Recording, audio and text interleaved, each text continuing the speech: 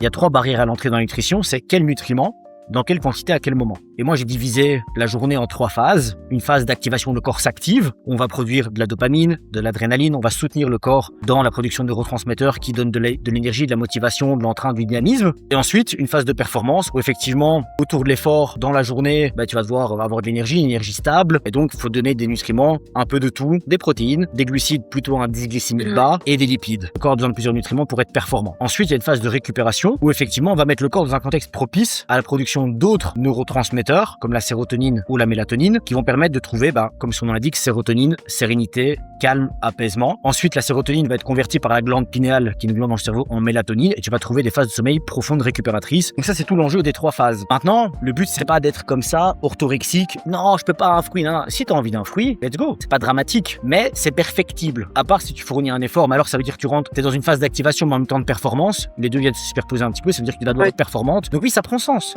C'est pour ça que ce protocole nutritionnel, il est pratiquement infaillible. C'est parce qu'il est modulable aussi. Si ta phase de performance est en début de journée, si tu as besoin d'être performant pour une séance de sport, oui, tu vas aller chercher tous les nutriments et c'est logique.